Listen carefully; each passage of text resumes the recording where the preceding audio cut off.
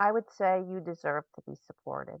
That that is my mountaintop message. And as a mom who at one time felt that she didn't, that's absolutely what I would shout. And that is my mission to make sure moms know that they are worthy of support and take the steps to get the support that they need. Hello and welcome back to the Kathy A. Davis Show. I have another treat for you because we have a guest today. I love sharing guests, especially guest stories about their self-improvement journeys, their self-growth journeys, their personal development journeys, and this guest has some incredible information to share with all of you.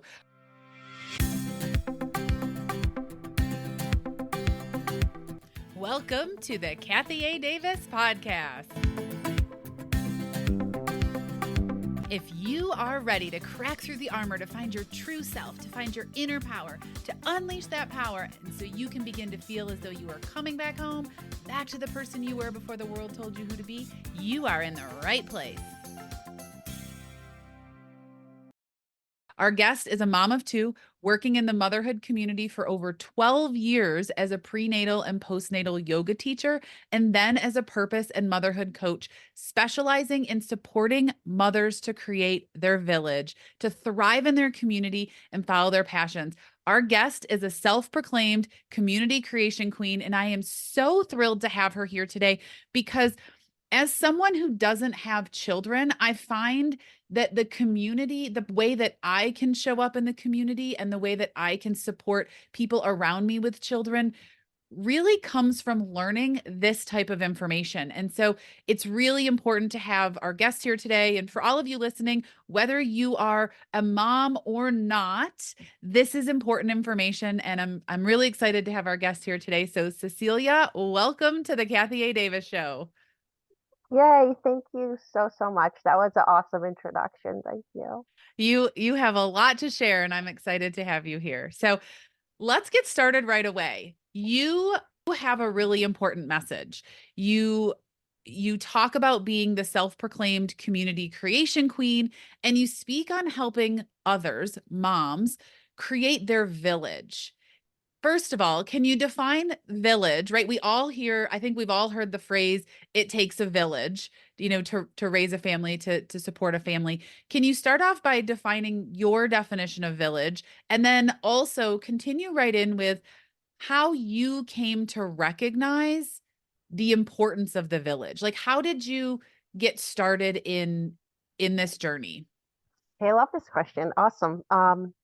So let's see how I would define a village. For me in my life, and what I cultivate for my clients through my programs and groups, a village is a set of support system that you cultivate, right? It isn't necessarily what you were given, right? It's something that we cultivate and consciously create. So for me, my village has kind of been my life's work since becoming a mom. For me, I was not, we all have different situations. So I was not given the quintessential hallmark village as a mom, right?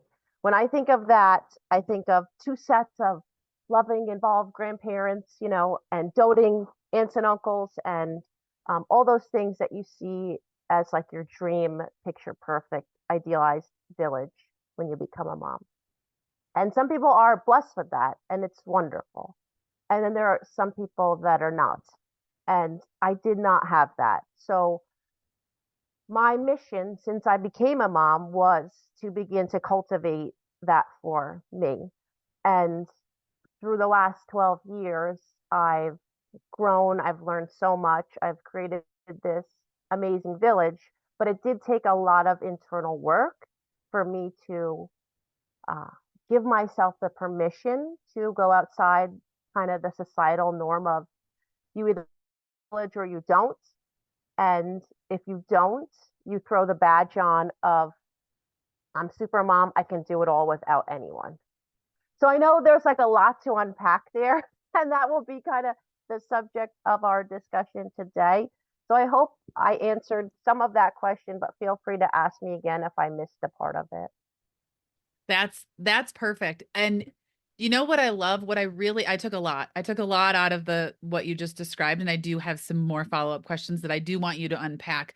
But one of the things that you said was that you cultivated the village for yourself and that you had to do the inner work, the internal work to give yourself permission. And I really, again, I am not a mom, but I can see the societal pressures on moms to do it all, right? I work with a lot of women in my own programs. They are the people that cook all the meals. In they are the people that do all the grocery shopping, that decide on what their families are going to eat. And I can feel that pressure from them, probably my open root and my human design, but I can feel that pressure from them. And so, can you speak on some of the inner work that you did? Can you talk about maybe some ways that you help women through the inner work? Because around here, we're all about this inner work. We're all about peeling back the layers and getting deep down into that version of us that we were before the world told us who to be. And I feel like moms are told they have to be the superhero and that asking for help isn't supported or standard. Asking for help, I guess, isn't the standard. Right, right, absolutely. I felt like that as a mom, and I know a lot of moms felt that way, that if they didn't have the support, they had to do it all themselves. And I think society also tends to glamorize the super mom. Uh, oh, you can do it all, you're a super mom. Like, I remember a specific instance where I think I told someone, I was doing this, and this, like early on in my motherhood. And they're like, wow, you can really do it all. Meanwhile, I was hiding the fact that I was overwhelmed, exhausted, crying at night, fighting with my spouse. Like, we keep all of that hidden and we show the part that we get the positive reinforcement for. But so some of the internal things that I had to work on to begin to support myself was working on becoming more vulnerable, right? And that's a huge thing that I do in my program when working with moms. Because if we don't allow ourselves that vulnerability, we'll never get past that point of being able to feel confident in asking for support. Some other things I worked on was control. Control is huge, especially if that's something you've struggled with all your life. I know that a lot of moms probably listening to this will resonate with that. I am a recovering control freak. I felt like there was situations in my upbringing growing up where I didn't have a lot of control, so control felt really good to me. And it's such a subconscious thing where we don't realize we're bringing it into our parenting. And as a mom without the village, that was a big thing for me to not want to release control because that feels scary, right? But not releasing control also closed me off from allowing people to help me and get the support I needed. So that's a huge one that I work with moms as well. Some other things are perfectionism. It's how we look at ourselves and judge ourselves. Oh, I can't do this, then something's wrong with me. It's not that I need the support or help. It's not that I have 100 things on my to-do list and I just couldn't get it done because I'm not good enough. It's not that at all. It's understanding where we have the tendency of perfectionism and how that blocks us from getting the support that we need. Um, Fear of asking for help, fear of rejection, right? Maybe in the past we experienced being vulnerable and asking for that support or help and then not getting the help that we receive. So moving past that. A victim mentality, that's a really hard one to own, but I'm going to own that. That's something that across the board is very hard for people to own, but it's something you need to do the deep reflection work on and see if you're hanging on to some of that. And sometimes it's just so subconscious you don't realize it. And then when you do, you're like, oh my God, wow. It's like I can finally realize it. Yeah. Ah, Yeah. I so have more, true. but I don't want to, keep going. Feel free to like put me on pause. But I have my, whole list of things because it's really a lot, Kathy. It's not an easy answer. And that's why I always am very honest with anything I share and say, this took me years to work through. This is not an overnight thing. But the wonderful thing about it is you kind of go at your own pace. You say to yourself, okay, what is there one small thing I can work on, right? And just go from there.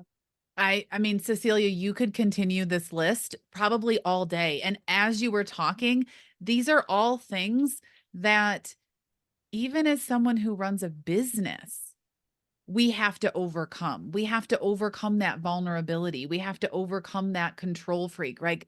I'm a I'm a reformed controlling person as well. And I had to let go of some of the expectations and just enjoy the moment. But one of the things that I think is important to highlight is when we're talking about this super mom on a pedestal, there are so many layers with around her, within her, where she probably, like you, wasn't putting forth all of those layers, all of those parts, right? People are saying to her, "Oh, you can do everything." And as you said, I was crying at night and fighting with my spouse. Like we've we've put this glamorization, as you said, on doing it all, but that doesn't actually serve anyone. It doesn't serve us, right? I highlighted this in the beginning that you said that building a community, creating a village was for you, but it's also for your healthy marriage and bringing up children who do have a support system outside of their parents, right? Can you talk a little bit about what a village can look like as we're cultivating it, as we're doing the inner work, as we're, you know, becoming aware of our perfectionism, as we're becoming aware of the victim self-talk that we have, where we feel like everything is either our fault or we feel that everything is, happening to us.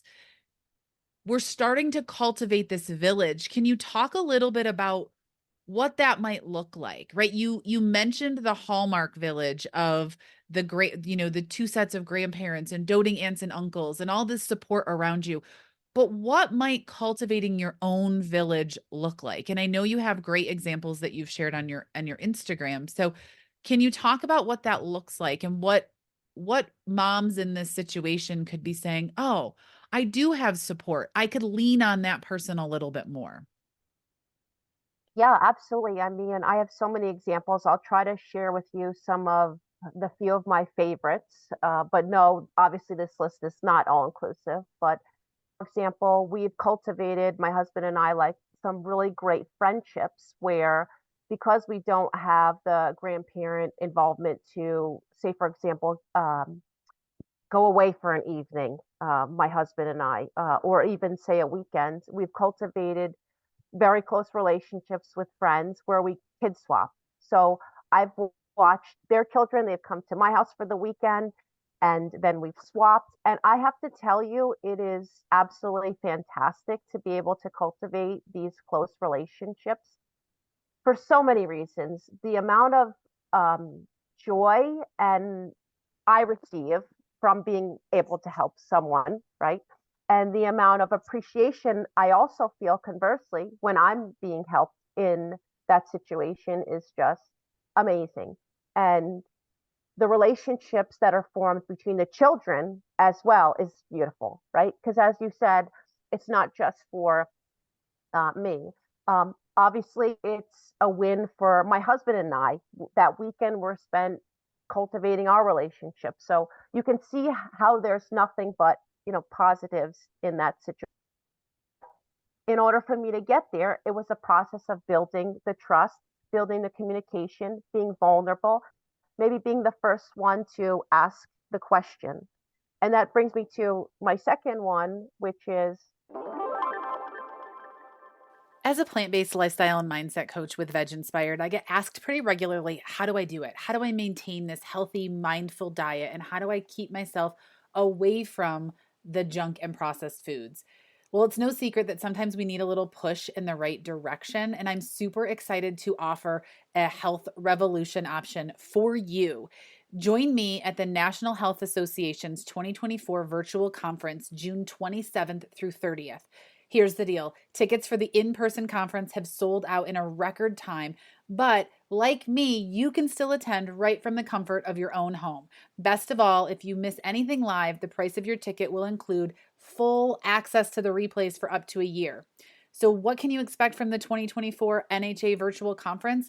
Discover the power of plant-based nutrition from cutting-edge experts, people like Dr. Neil Bernard, Doctors Dean and Ayesha Sharazi, Dr. Caldwell Esselstyn, and so many more. You can watch live cooking demos from chefs and plant-based experts. You can learn practical everyday tips, and you can be inspired by success stories from people just like you, just like me, who wondered if they could eat plant-based and now they're thriving. I am so excited to offer this special option, and you can grab your virtual ticket today in the show link of the Kathy A. Davis Show, or you can visit veginspired.com/NHA24, NHA24, as well as helping the NHA advocate for a healthy, whole food, plant-based way of eating. You will also get access to all of this content and the replays for up to a year. The 2024 NHA virtual conference ticket is just $97 for 4 days. So grab your ticket today in the link, and I'll see you in the virtual room. In order for me to get there, it was a process of building the trust, building the communication, being vulnerable, maybe being the first one to ask the question.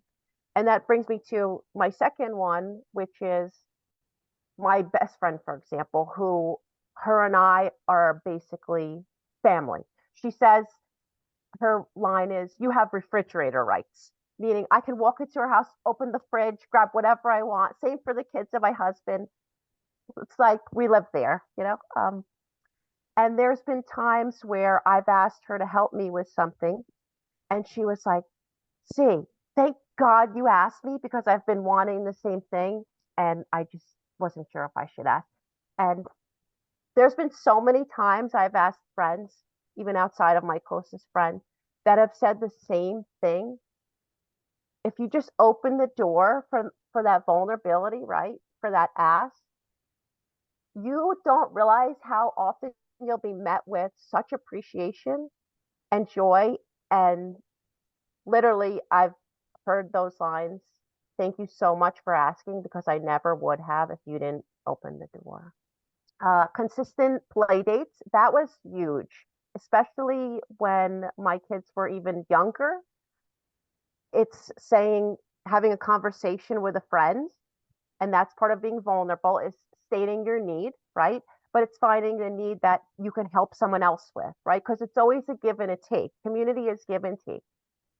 "Hey, I see, our kids get along great. Would you like to have a play date every other Monday? They can come to my house, and would a day work for you for them to come by you every other day so we could help each other? Maybe you could run to the grocery store without the kids, or get your nails done, or whatever." It's finding that need that you can both support each other because you're creating that community together. I love that. I love the questions that you asked, or I love that you talked specifically about the appreciation that you've received by starting the ask, because I think a lot of times, again, we have this glamorization of super moms, and so people might be looking at you from the outside and being like, "Oh, Cecilia, she does it all. She doesn't need help." And all of a sudden you're like, "Hey, wait, can we kid swap for a day?" And and they're like, "Whoa, she does need help." Like, it's this eye-opening, she's like me, I'm like her. We don't have to do this by ourselves. Can you give some examples of, you gave the example of play dates, you gave the example of kids swapping for the weekend so that you could go out with your spouse.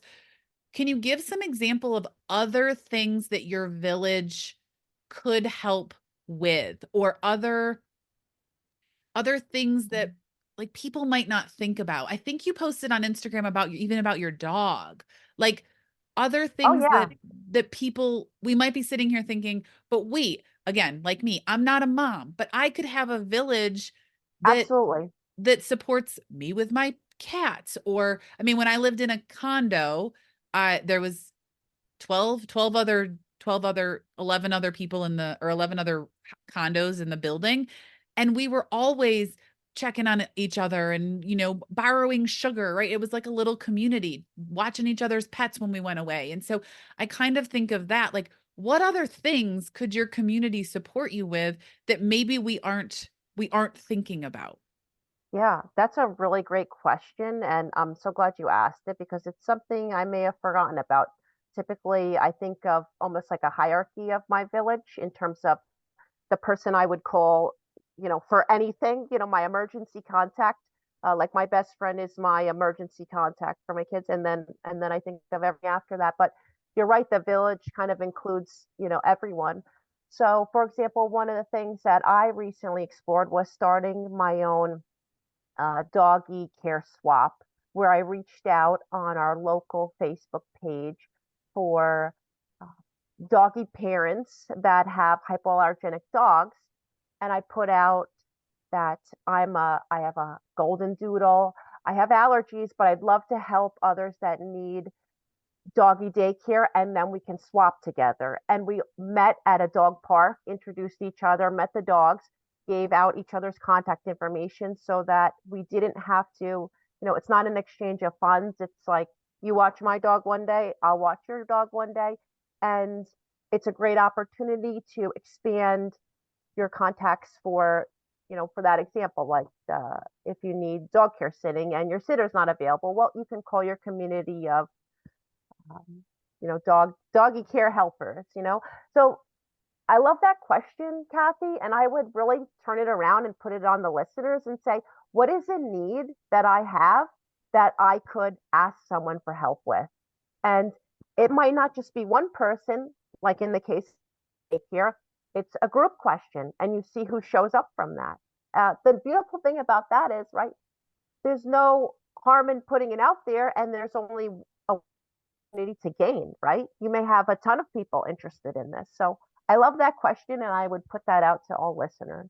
Ah, I love that. I love asking the listeners. Listeners, if you are listening, drop it, hop over to Instagram and let us know what our needs. I'm just thinking about, you know, we always seem to have this, I don't know if it's a block, but this feeling that we can't ask for help. And pet sitting, um, asking somebody to watch your children, um, keep an eye on your house while you're gone. I mean, any of those things. Where I grew up when I was a kid, I lived in a neighborhood and we had really great neighbors and we all just kind of looked out for each other. I stayed in the same house the whole time I was, in my childhood years up through when I left for college. So we had this community. And as I grew into adulthood and I moved into neighborhoods, I didn't see that as much. Kids don't really play out till the streetlights come on, right? I'm of the generation that you played out until the streetlights came on. So you knew all the kids in the neighborhood and all the kids in the neighborhood knew you and all their parents knew you. And so I think one of the big things that is coming to me from this really is that confidence and that vulnerability and that, like we talked about at the beginning, like the inner work that it's okay to ask for help. Hey, Mhm. listen, my dog sitter bailed on me. Is anybody in the area, is any of my doggy daycare friends, are any of you available to check in on my pup? Can my pup come play at your house? What can we do here? Thank you to our sponsors. Are you ready for glowy skin? Did you know body care routines do more than just promote healthy and glowing skin? They can also boost our mental health too. Well, OC Malibu knows a thing or two about body care, and their Undaria body care products can help you have healthier and glowy skin all year long, making you feel great. I'm a huge fan of the Undaria body care line, and the Undaria algae body oil is one of my faves from OC because it leaves my skin feeling silky and smooth. Its rich, never greasy texture visibly firms and makes skin feel more sculpted and toned. But I love Osea Malibu for other reasons too. They are a clean, vegan, cruelty free, and climate neutral company that's been in business for over 27 years with their seaweed infused products that are safe for your skin and the planet. I love that I don't have to choose between my values and my best skin. Glow from the inside out with OC Malibu's clean and vegan skin and body care. And right now, we have a special discount just for our listeners. Get 10% off your first order site wide with code Kathy A. Davis at ocmalibu.com. You'll receive free samples with every order and free shipping on orders over $60. Head to ocmalibu.com and use code Kathy A. Davis for 10% off. I'll drop the link and code in the show notes, but trust me, you don't want to go another day without this amazing hydrating skincare and body care products. You've mentioned a lot of this reciprocity. Hmm. It's not just finding someone to do something for you. It's really about building and cultivating a relationship where there is this reciprocity, where there is this give and take. So for someone like me who doesn't have children, how can I be the doting aunt when I'm in town? Like, what are some things that I could do to support my siblings in and John's siblings in with it and being part of their village? Right. And I absolutely love that question. And that is one of the things we explore in my program is really get into the root of what you're passionate about and what you want to share, because as we are all unique individuals, there's different things that we feel are our strengths or we'd really like to give back with. So in terms of, as you said, your situation, I would love to give you some ideas. As we mentioned in our correspondence back and forth, I said specificity is really important. And that's one thing I teach. And it goes both ways. It's specificity in the ask and um, specificity in the offering. So, an example of that would be, I don't know how many nieces or nephews you have, but um, say, for example, you're in town and you reach out to your sibling and say, I'm in town for, starting here and here. I would like to take X, Y, and Z out on this day or this day or this day. I would love to take them to three choices: movie, play space, wherever. Is this something that uh, would work for you? And would this be helpful? So you're specifying like a date, time, some activities. Conversely, this happens a lot. And it's not anyone's fault. It's just what we're customarily heard growing up, right? You'll hear people say, oh, I got you. Anytime you need help, just reach out. And that's very nice, but it's also not necessarily concrete. And while that doesn't preclude someone from asking for help, it's a little gray where people could be more specific. For example, this is something I like to do with new moms. Rather than say, anytime you need help, just call me. I can say, hey, do you have a meal train set up? If not, I can set one up for you. Hey, can I bring you dinner on Friday night? Hey, can I hold the baby so you could shower? Can I fold your laundry? Um, this way, it's very clear for the mom to say yes or no, or, oh, wow, she really allowed me to think about getting my laundry folded. You know what? Um, I don't have a machine here, but would you watch the baby while I run to the laundromat or what? Like you open the door for that vulnerability. It's that whole idea of creating that space for that person to then uh, hear you and receive you and then ask for their needs back. So that would be my recommendation to you and to all listeners, right, that don't maybe have kids yet or do and aren't sure how to ask or offer. Thank you for all of that because it really is very empowering to hear the specificity. And I can imagine, again, I'm not a mom, but I can imagine when somebody says, I'd like to take your kids to the playground, there might be an element of fear. Oh, Mhm, we haven't taken them to the playground yet. They haven't been away from me yet. So it's almost giving them permission to say no, right? Like mhm, it really does come down to this specificity allows the parent to evaluate the situation and say, you know what?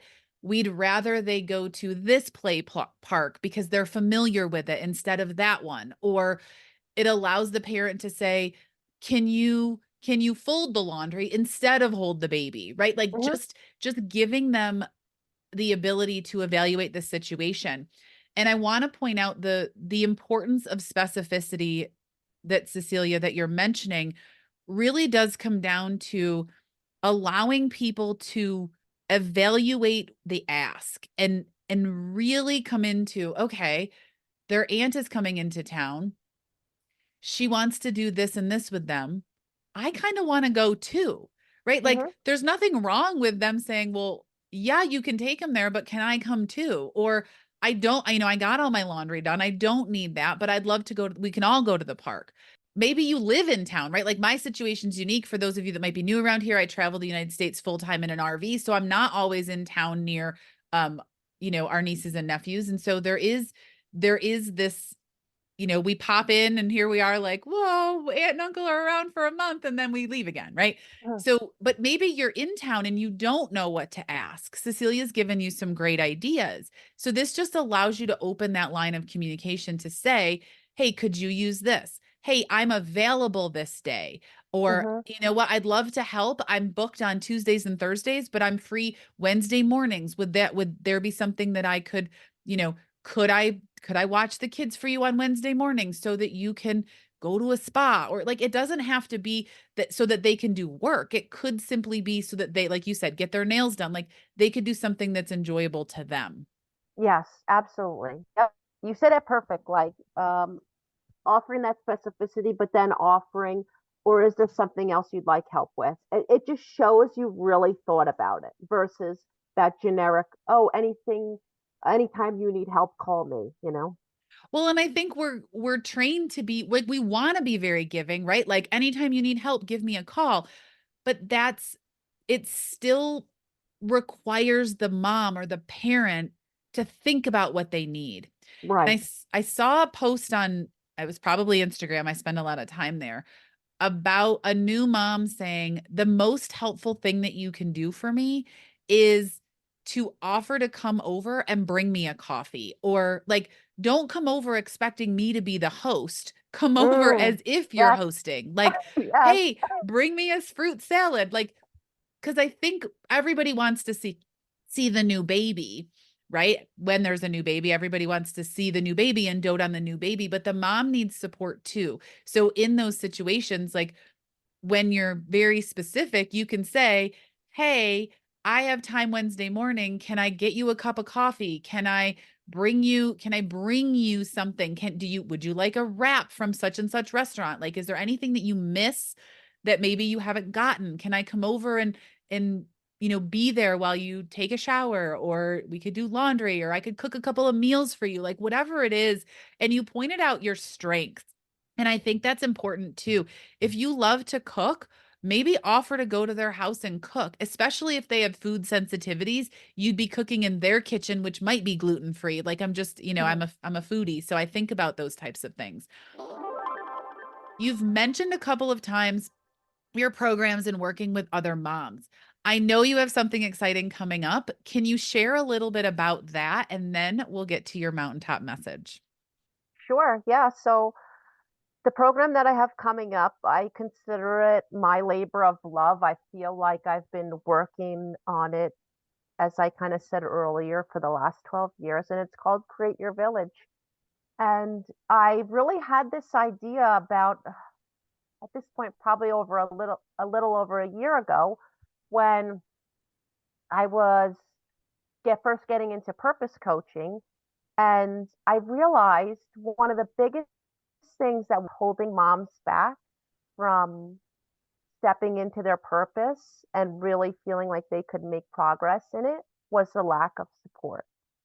And I felt like continuing to just do purpose coaching without figuring out a solution to help moms get the support they need was kind of like that expression, putting the cart before the horse.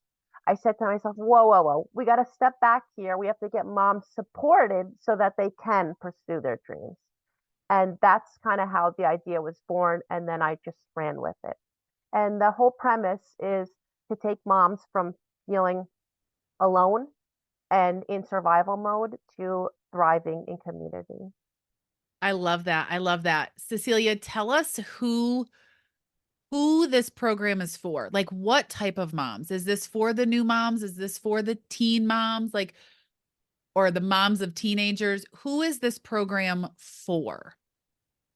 Really for any mom. And as I was thinking about it, even moms that feel like they do have, so for example, I say the hallmark or quintessential idea of a village, even for moms that do have that, there's things that they still struggle with. So I've had friends uh, speak to me about, Cecilia, I do have an involved grandparent, but I'm so scared of leaving my children with, a child care provider. But my grandparents, or I'm sorry, my parent is in their 80s and they're getting, old and tired. And I feel bad about asking, like, how do I gain confidence in leaving my children with someone else?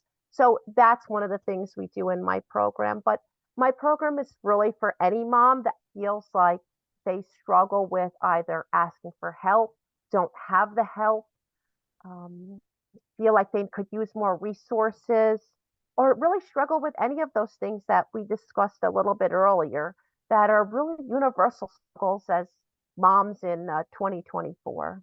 Absolutely. I really love that, and I really appreciate you clarifying that, because I think sometimes we think, "Oh, well, I've got the Hallmark family. I've got the involved parents." But they're also, as we talked about, it's not just about the mom. It's about having like the children having friends in similar ages. It's about having different experiences. It's about, the healthy relationship with your spouse, which sometimes when you do have the Hallmark family situation, there is some animosity between spouses based on whose parents are going to watch them, right? Like this is, and these are all things that I hear in my own program, right? Sometimes there's I have clients that have, you know, fears, I suppose, of speaking to their in-laws or their own parents about their children's eating habits, right? Mhm. I teach people how to go plant-based. So the parents often want their children to eat more plant-based foods, to not be fed, fast foods and things of that nature. But sometimes the grandparents don't always listen. And so even something like that, you talked about vulnerability, you talked about control, perfectionism, fear, victim mentality. This program, it sounds like, would be for anybody who really wants to build that confidence and build that community that supports them, their family, and their values. And it really sounds like your program can do that for people. Yes, everything that you said. Yeah, go ahead. Awesome. Okay. So I saved your mountaintop message a little bit towards the end. I always ask people on our podcast, what's the mountaintop message? If we climb to the top of one of the mountains that I hike, what message would you be shouting from the rooftops with your bullhorn? I would say you deserve to be supported. That is my mountaintop message. And as a mom who at one time felt that she didn't, that's absolutely what I would shout. And that is my mission, to make sure moms know that they are worthy of support and take the steps to get the support that they need. And in turn, I mean, as you said so eloquently, it benefits our entire world.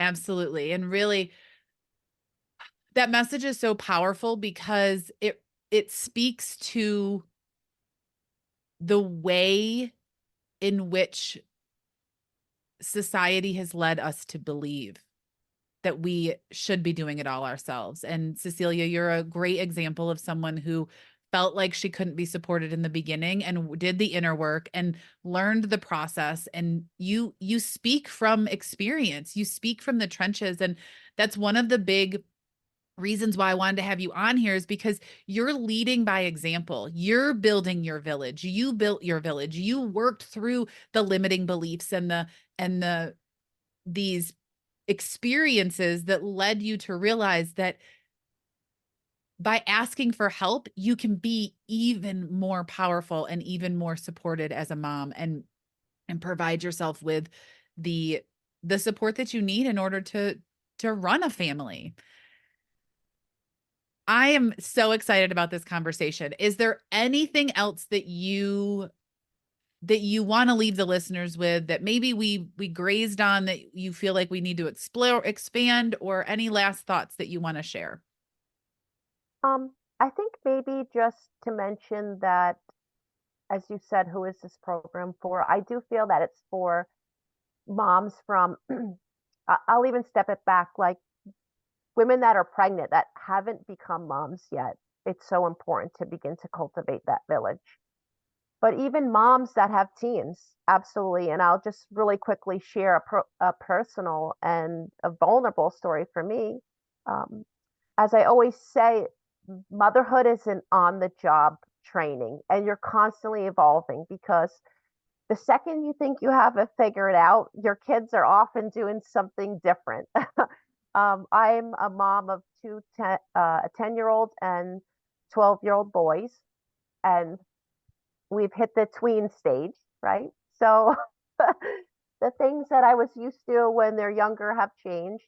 And something I recently shared on my Instagram, for example, was, in the past, if they were upset with me or having a tantrum, they were mad, they did whatever in the house, and we moved on. But now that they're older, they can hop on their bike and just go, right? And the other day, my son was mad at me, probably in regards to a decision I made with video games, right? I'm sure everyone can relate to that has kids of this age. And he took off, was mad at me, and I get a text from my best friend like 10 minutes later. He's here, just want you to know. And as a mother, there is nothing more, um, let's see, what word do I want to use? Because the moms that, I don't even necessarily have to find the word, the moms that hear this will know exactly what I mean. The sense of safety that you feel when you have a trusted adult say, he's here, don't worry. Like, I don't need to know anything else. That is an integral part. Every mom needs to feel that and have people in their life that their kids can go to, that they are safe and loved and have refrigerator rights. Absolutely. Thank you for sharing that personal story. And I think it highlights too the power of a village, right? He knew where to go when he was mad. He didn't just ride off into the sunset, right? Like Right. he knew there was somewhere to go that he could feel safe, where he could process his feelings. And I think it really speaks to the village that you've created and the work that you do. And so, where can people find more out about you? So Instagram, definitely that's where I am most active. Listeners can feel free to DM me. I also have my website, CeciliaRiveraCoaching.com.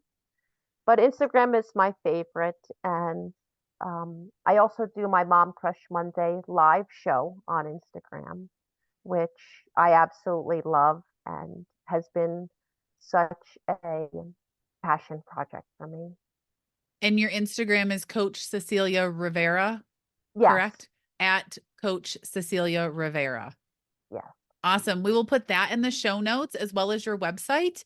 And any last words? I think this was fantastic.